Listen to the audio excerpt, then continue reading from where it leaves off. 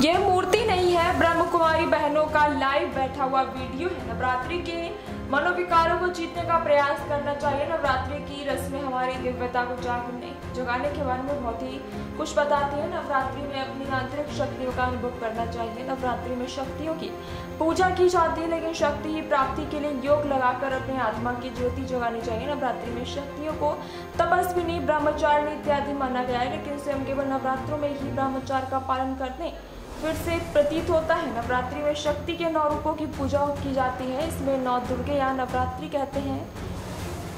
ब्रह्म कुमारी के मुताबिक विवेक करने से हमारी शक्तियाँ 5वीं आत्मा शक्ति है। वर्तमान समय में से निराकार परमपिता परमात्मा इस कलयुग के घोर अंधकार में माताओं कन्याओं द्वारा सभी को ज्ञान देकर फिर से स्वर्ग की स्थापना कर रहे हैं। परमात्मा द्वारा दिए गए इस ज्ञान को धारण कर अब हम ऐसी नवरात्रि मनाएं जो अपने अंदर रावण अर्थात विकार है उसको खत्म कर मार जाए।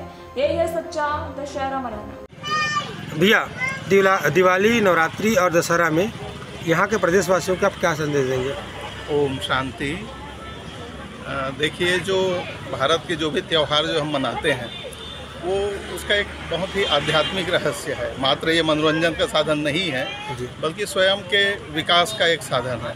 जैसे नवरात्रि है, इसमें हम अपने अंदर अष्ट शक्तियों को जागृत करने के लिए जो तपस्या करते हैं, ये नवरात्रि का रहस्य है। और 9वें दिन फिर हम सिद्धिदात्री की आराधना करते हैं जी। तो अष्ट शक्तियों पे जब हम विजय प्राप्त कर लेंगे तो सिद्धि स्वरूप बन जाएंगे जी। तो लक्ष्मी जो है, अन्नपूर्णा का जो रूप है वो संपन्न रूप है, और दुर्गा का जो रूप है, अष्ट स्वरूप, ये तपस्या का स्वरूप है जी। और जब हम अपने अंदर के सभी विकारों, कमजोरियों को दूर कर लेंगे, इसके बाद फिर हम कह सकते हैं कि हम सच्चा दशहरा मना रहे हैं जी। दशहरा का मतलब है कि हम अपने अंदर के रावण, विकार, काम, क्रोध, लोभ, मोह, अहंकार, ईर्ष्या, द्वेष, घृणा, आलस्य, अलबेलापन, इन सब के ऊपर विजय प्राप्त करें। ये सच्ची दशहरा है जी। और दशहरा के बाद जैसे हम कहते हैं कि भाई श्री राम जो है वो वापस अयोध्या आए और वो राजगद्दी पे बैठे जी। तो वो जो दिवाली है जी, वो दीप जलाने का है जी। यहाँ पे हम अध्यात्म में ये बात कहते हैं, हम स्वयं एक आत्मा है जी। हम भूल चुके हैं कि हम आत्मा हैं जी। और हम देवकुल की आत्मा हैं जी।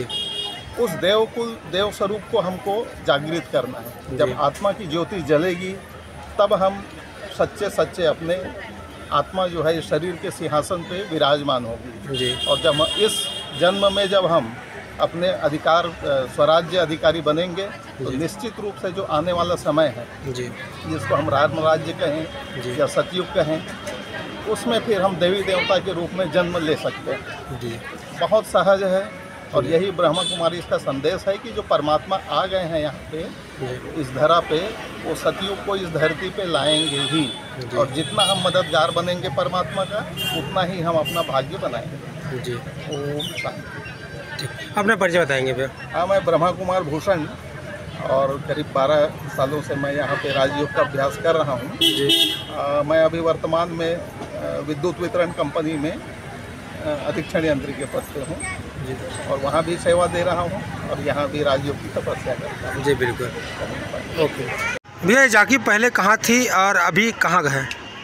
ये झांकी पिछले 25 वर्षों से टिकरापाल सेवा केंद्र से प्रारंभ हुई है। वहाँ पर आदरणीय मंजू दीदी जी इसका शुभारंभ किए थे और ये झांकी निरंतर बढ़ती जा रही है। और इसका विशाल रूप आप कोरोना से पहले जब दयालबन में डॉक्टर लाल चंदानी के बाजू जो बहुत बड़ा ग्राउंड है, वहाँ पर लगभग 3-4 वर्षों से बहुत बड़ी सेवा हुई है। और पूरे बिलासपुर के जन और आसपास के लोगों को भी ये संदेश पहुंचा है कि ब्रह्मा कुमारी क्या कर रही है और इनका मुख्य उद्देश्य क्या है। लोगों के अंदर शक्ति जो घट गई है उसको फिर से जगाना है। तो भैया, इसका झांकी में हम लोग माता रानी का साक्षात दर्शन कर सकते हैं? हाँ, झांकी में ही तो आपको यहाँ ब्रह्मा कुमारी सिखाती है कि स्वयं के अंदर झांकना है और परमात्मा शक्तियों को जानना है कि वो कैसे मनुष्य जो आजकल कितने मन से दुखी हो गए हैं, डिप्रेशन हो गए हैं, बात पे क्रोध, चिंता, तनाव, काम इत्यादि से ग्रसित हैं, तो वो फिर से परमात्मा पर आपको शक्ति दे रहे हैं। और ये ज्ञान आपको ब्रह्मा कुमारी में बहुत सहज रूप से मिल जाती है बिना कोई शुल्क के और सबके लिए है, सभी वर्गों के लिए है। ठीक है, अपने परिचय बताएंगे फिर। मेरा नाम BK राकेश है।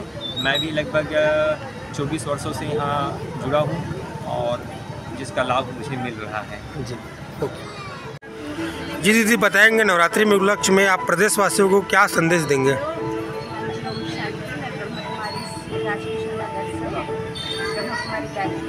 और ये जो चल रहा है जो झांकी आप देखेंगे तो ये ब्रह्मा कुमारी मंजू दीदी जी, आदरणीय मंजू दीदी टिकरापारा और राजकिशन नगर दोनों का संचालन कर रहे हैं। तो मैं उनके अभी वो उपलब्ध नहीं है यहाँ पर दीदी, तो उनके कार्य द्वारा मैं अभी ये पूरा जो कार्य चल रहा है इसके लिए मैं बताना चाहूँगी कि अभी जैसे नवरात्रि चल रही है तो अपने 9 स्वरूप अष्ट शक्तियों की जागृति कैसे होती है, और उसके बाद दशहरा जो रावण है, रावण को हम कैसे जलाएंगे दशहरा में, अपने अंदर विकारों को खत्म करना है। कि जब हमारे अंदर विकार खत्म होंगे तो स्वतः घर घर में वो ज्योति जलेगी, दीपावली को मनाएंगे। तो मैं सभी प्रदेश का सभी जो बिलासपुर छत्तीसगढ़ वासी हैं उन सबसे अनुरोध करूँगी कि सभी अपने उस ज्योति को जागृत करें और अपनी जागृति के हिसाब से जैसे जैसे जागृति आती है उस जागृति के आधार से सभी की आत्मिक दृष्टि और जो आज सब हिंसा हो रही है तो उस हिंसा को खत्म करने के लिए स्वयं के प्रति एक जागरूकता लाए और हर एक के प्रति कार्य। जी, ये समिति का नाम क्या लिखते थे? ब्रह्मा कुमारी टिकरापारा, राजकिशन नगर व हाँ ये दोनों। अच्छा, दोनों मर्ज में है। दोनों। तो ये झांकी कब तक चलती है? ये अभी चल रही है 1 तारीख से, जब से नवरात्रि शुरू हुई है प्रथम दिन से हम